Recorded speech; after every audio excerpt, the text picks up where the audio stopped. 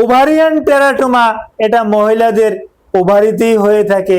এটা একটা অত্যন্ত কষ্টদায়ক একটা রোগ, প্রচণ্ড ব্যথা করে।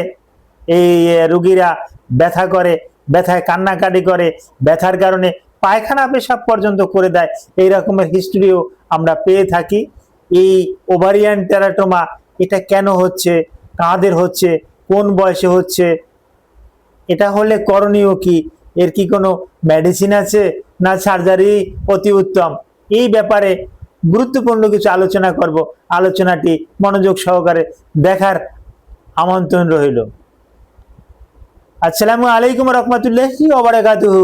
আমি ডাক্তার মীর শহীদুল ইসলাম। আমার চেম্বার শুভেচ্ছা 255, ঐতিহ্যবাহী শেখঘাট, সিলেট। গুগলে গিয়ে ডাক্তার মীর শহীদুল ইসলাম কথাটি লিখে সার্চ দিলে আপনি আমার সম্পর্কে বিস্তারিত তথ্য পেয়ে যাবেন। দর্শক শ্রোতা, আলোচনা করব what is ovarian teratoma. Ovarian টেরাটোমাটা কি, কেন হয়? টেরাটোমা নামটাই একটা বিটখিটে নাম। এই ওভারিয়ান টেরাটোমাটা সাধারণত 15 থেকে 45 বছর বয়স্ক মহিলাদের এটা হয়ে থাকে। 15 বছরের আগে সাধারণত এটা পাওয়া যায় না। 45 বছরের পরেও আবার দেখা যায় এই টেরাটোমা আর থাকে না, ওভারিয়ান টেরাটোমা থাকে না। এখন এই ওভারিয়ান টেরাটোমাটা কি?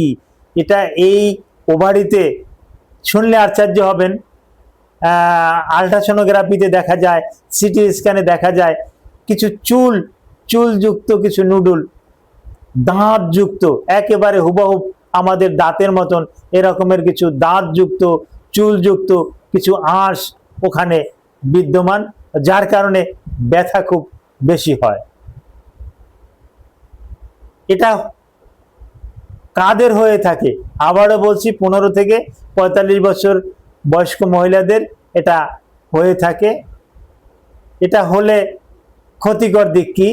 ক্ষতিকর দিক, তলপেটে প্রচণ্ড বেদনা করবে, ব্যথার কারণে সে চিল্লাপাল্লা করবে, কান্নাকাটি করবে, মাসিকের সময় ডিসমেনোরিয়ার মতন ব্যথা হবে, পেট ফুলে যাবে, পেটে একটু আঘাত করলে, অ্যাপেন্ডিসাইটিস হলে যেরকমের ওখানে আঘাত করলে যেরকমের ব্যথা লাগে, ঠিক ওই রকমের পেটে আঘাত করলে, ওই ওভারি এলাকায় আঘাত করলে প্রচুর ব্যথা করবে।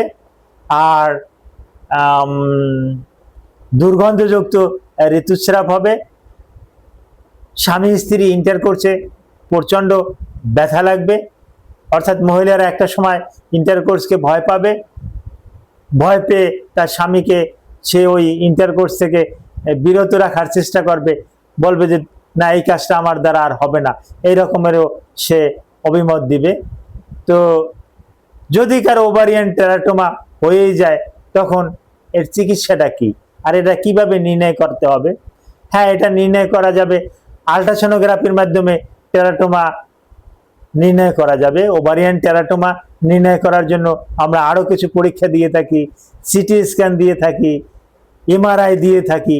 এর মাধ্যমে কিন্তু ওভারিয়ান টেরাটোমা এটা কিন্তু সম্পূর্ণরূপে একেবারে স্পষ্ট আমাদের কাছে বেশি আসে। এটা ওভারিয়ান টেরাটোমা, ওখানে কিছু সিস্ট আছে, এটা আমরা স্পষ্ট দেখতে পাই। তো এটা হলে এর চিকিৎসা কি?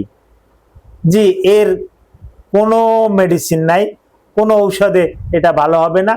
এটা শল্য চিকিৎসার মাধ্যমেই ভালো করতে হবে। শল্য চিকিৎসাটা বিশেষ করে ল্যাপ্রোস্কোপি সার্জারির মাধ্যমে এটাকে সম্পূর্ণরূপে নির্মূল করা সম্ভব। Thank you all.